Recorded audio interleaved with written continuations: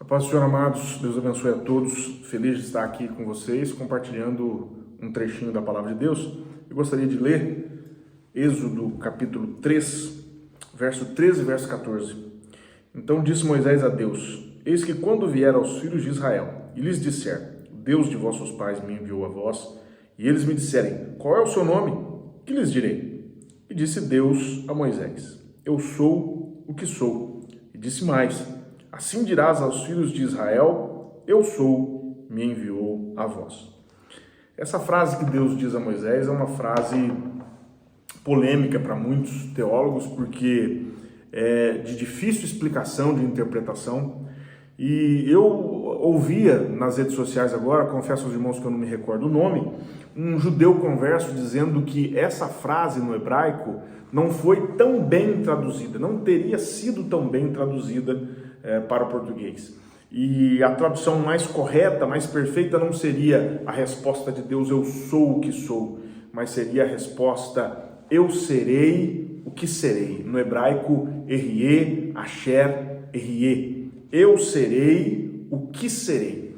E eu meditava um pouquinho e pensava nisso. Que coisa maravilhosa, que coisa extraordinária. Quando Moisés questiona Deus e pede a Deus um nome, Deus não dá um nome, porque um nome define pessoas, um nome não define Deus. As pessoas são definidas pelo nome. Se você fala Samuel, pode ser que a minha imagem vá à sua mente. Se eu falar aqui Ayrton Senna, eu tenho certeza que a maioria dos brasileiros vai ter uma imagem na mente de um capacete amarelo, de um carro branco e vermelho, de um camarada de cabelos ondulados. A gente vai se lembrar, porque o nome define uma pessoa, mas um nome não define Deus.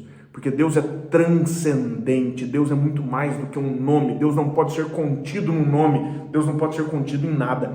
E aí quando Moisés pergunta, me dá um nome, Deus falou, Moisés, vou te dar um nome, porque um nome não pode me conter, eu vou te dar um conceito, eu vou te dar uma ideia, eu vou dizer para você que eu serei o que serei. Quando você for falar com os filhos de Israel, eu estarei com você naquele momento e eu serei o que serei. Quando você estiver no deserto, eu serei maná. Quando você estiver falando com os filhos de Israel, eu serei a palavra, eu serei a revelação. Quando você estiver de frente ao mar vermelho, eu serei o vento forte que vai abrir o mar. Eu serei o que serei. Eu serei o que você precisar, porque eu não posso ser contido num nome. Eu sou muito mais do que isso.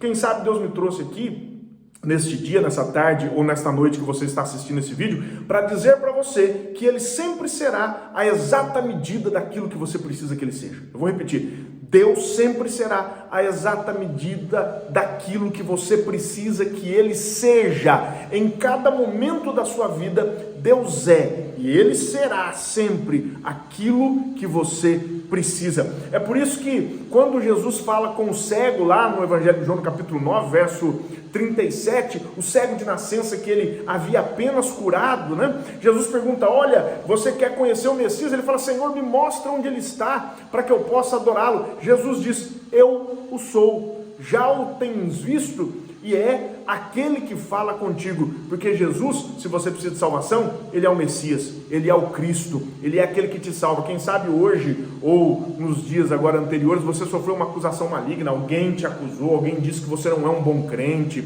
alguém disse que você, se Jesus voltar, você não sobe, alguém disse que a tua vida espiritual está comprometida, que você está afastado de Deus.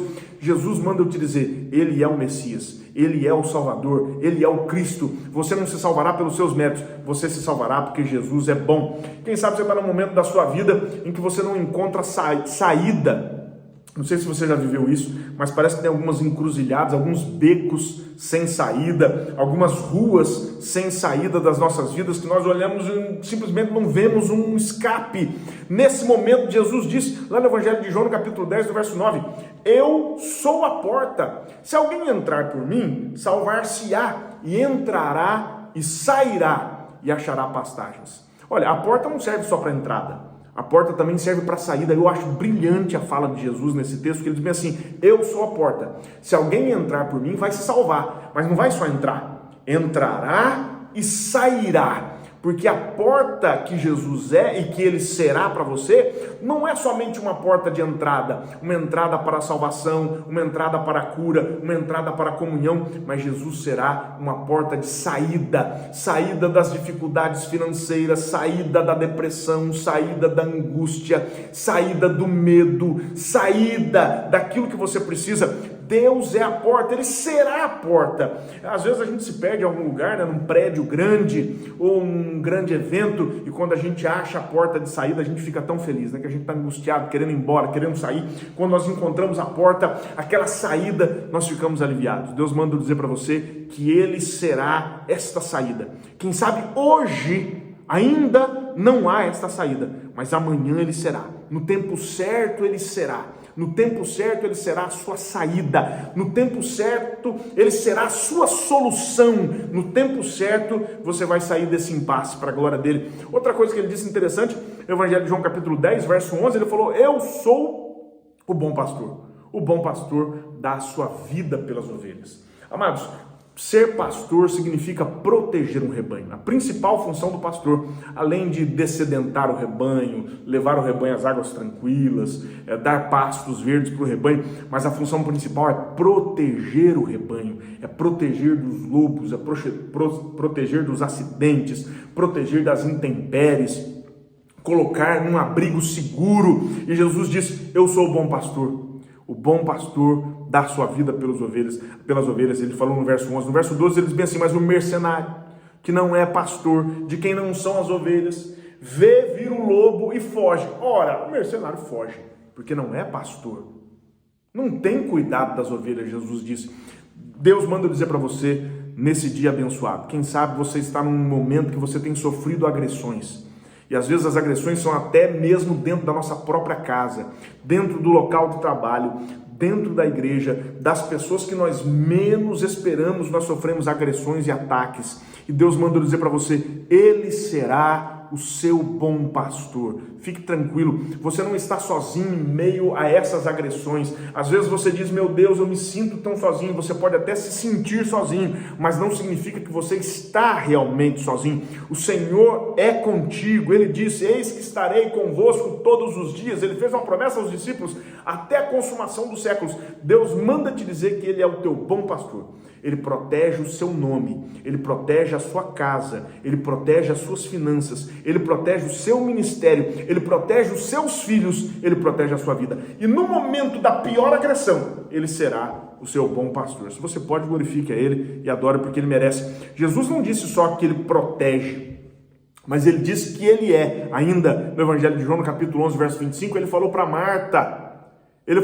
Marta, eu sou a ressurreição e a vida. Quem crê em mim, ainda que esteja morto, viverá.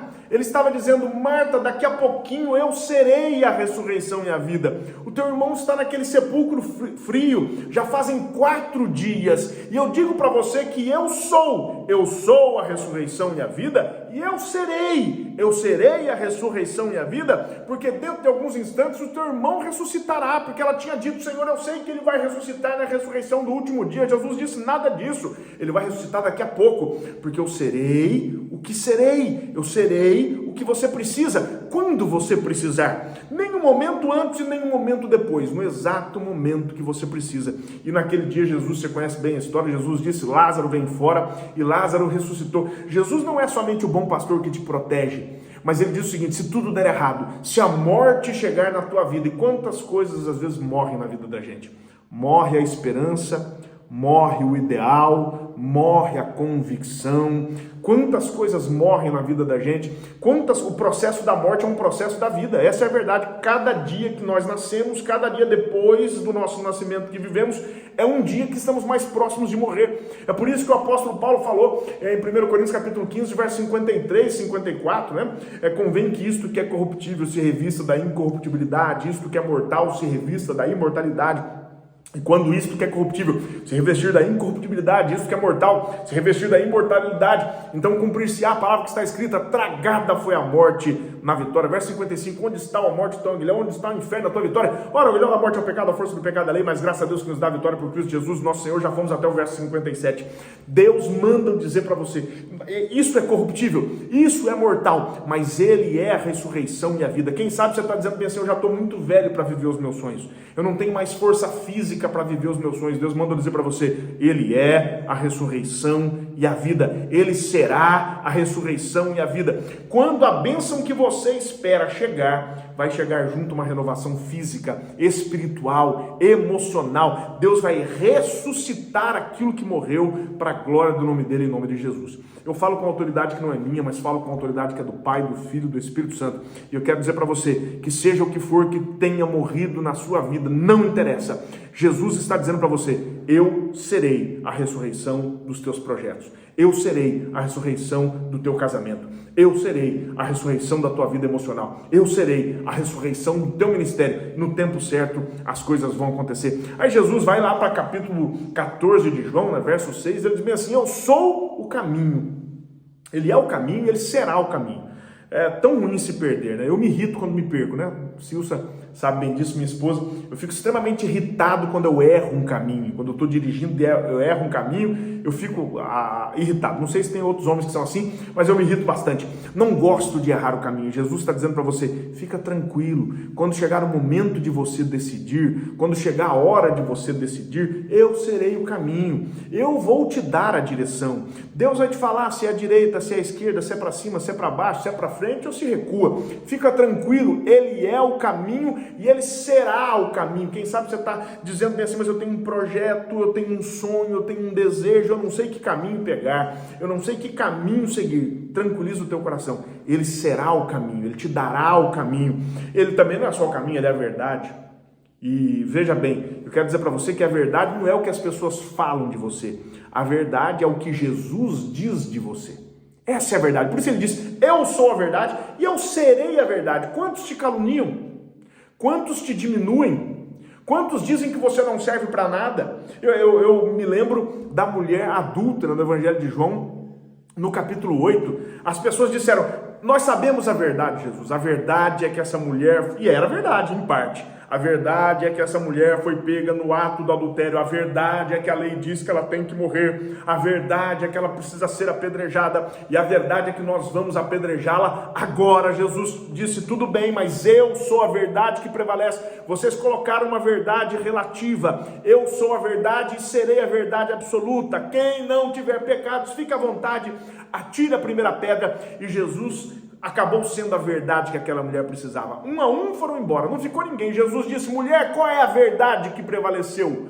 Qual é a verdade dos teus acusadores? Onde está a verdade dos teus acusadores? Ninguém te condenou? Ela disse: não, Jesus. Então ele disse: eu serei a tua verdade definitiva. Vai e não peques mais. E Jesus foi a verdade. Quando Jesus apareceu para Ananias, Jesus disse no Evangelho de, Atos dos Apóstolos, capítulo 9, Jesus falou assim: Ananias, vai até a rua chamada direita e procura em casa de Judas um homem chamado Saulo. Eis que ele ora, e numa visão ele viu que um varão chamado Ananias, que por acaso é você, orava por ele. E ele recuperava a visão porque ele está cego. Então vá e faça a minha obra. Ananias disse: não, Senhor, eu sei a verdade.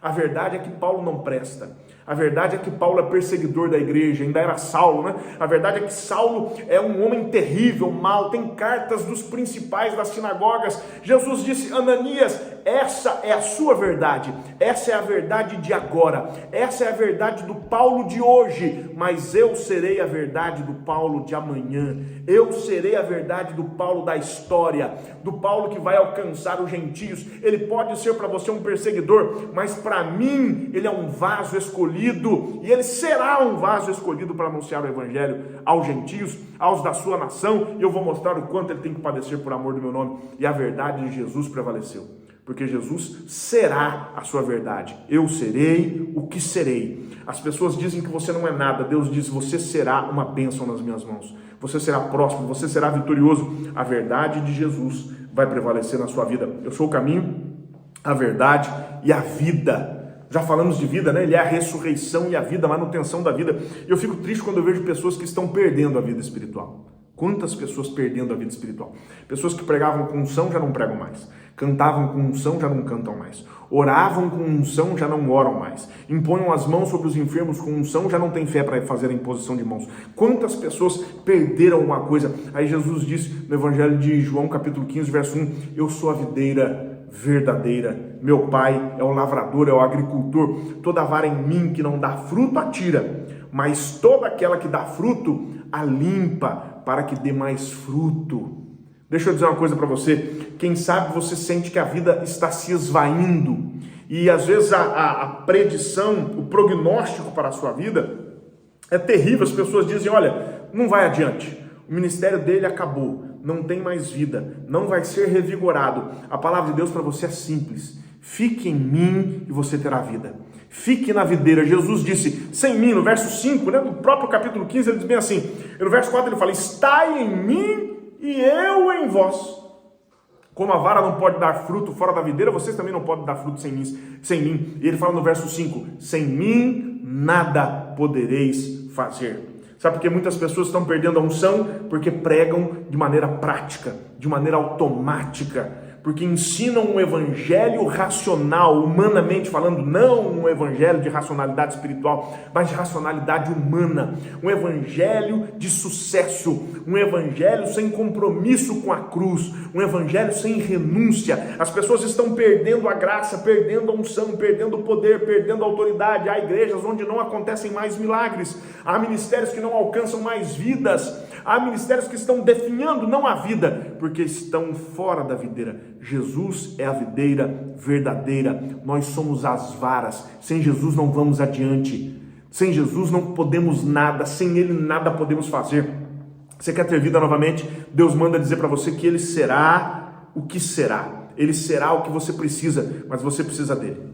Você precisa ir à igreja, você precisa voltar a frequentar os cultos, você precisa voltar a tomar a santa ceia do Senhor, comer o pão, beber o cálice, você precisa voltar a ter comunhão, você precisa abandonar esse evangelho egoísta, esse evangelho de viver enclausurado, esse evangelho que não abençoa ninguém, esse evangelho que não atinge pessoas, esse evangelho de mesquinharia que as pessoas falsamente exercem dentro das próprias casas. Jesus tem um projeto, o projeto dele é a igreja. Jesus tem um projeto, o projeto dele é o serviço. Por isso ele disse aqui, a vara que não dá fruto, ele corta. E como alguém pode dar fruto fora da igreja?